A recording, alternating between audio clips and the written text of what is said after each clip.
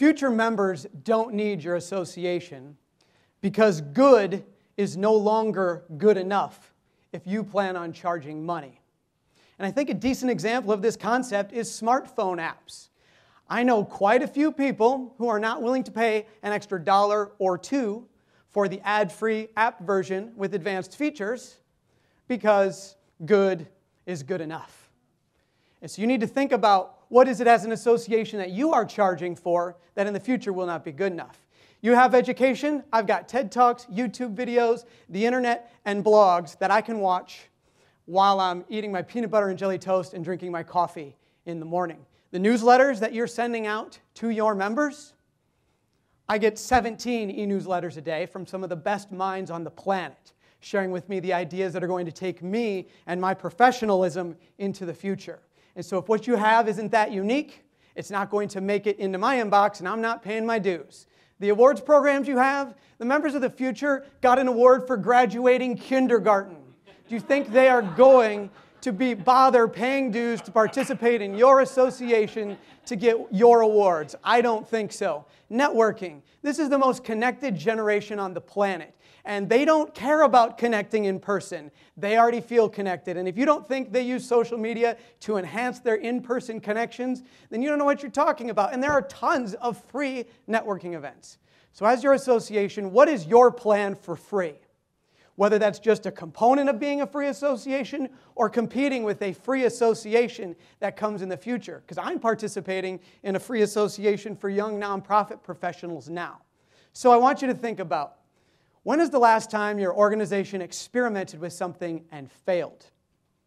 When did you try something that you launched and it didn't go very well? If you can't think of something, then you are not innovating and creating to be remarkable. You have to start treating different members differently. Your most passionate and engaged members are those who you need to create niche programs for that are worth paying.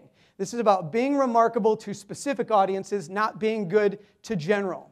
So what is remarkable?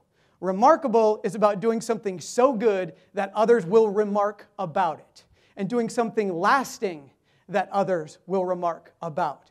Good will not get paid for. Remarkable gets paid for. So you have to start experimenting and allowing your organization the opportunity to fail and fail regularly. The generation of the future is going to be coming with all sorts of experiences, and you need to experiment with things now. So start thinking about your programs in the most extreme measure possible. All right? How can you improve it in the most extreme way? You don't have to go there, but you have to think that way, because that's what people will pay for. Think of fundraising events. What's popular now? Extreme. This is about your organization living on the edges. So think about what is the richest possible way you can go, or the poorest possible way you can go, or doing something quiet when everybody else is being loud. If everybody else is getting emails, where is their attention to be had? And know that being noticed is not the same as being remarkable. Being noticed happens once.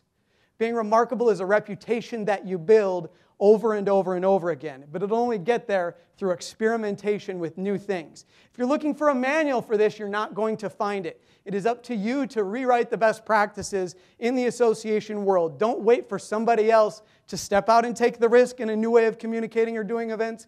It's your time to put yourself out there and let others learn from you. The future of your website needs to be not about you. It needs to be about the public.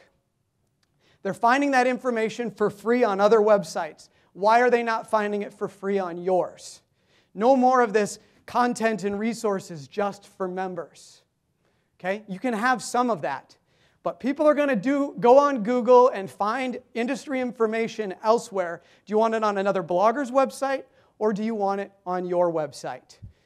You can actually go onto Google AdWords and not spend a dime and do keyword research to see how many times a certain term has been searched in your industry. So you can see what kind of information for our industry is popular.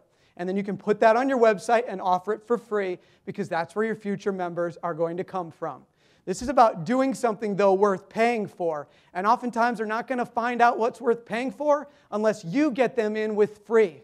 It's time to set up your free strategy, which is something on a minimal level, to do something remarkable. And the time to start doing this is now. The time to start experimenting is now, because the next generation and wave of workers is only going to pay for something remarkable because they've grown up with really good things that are free. Thank you.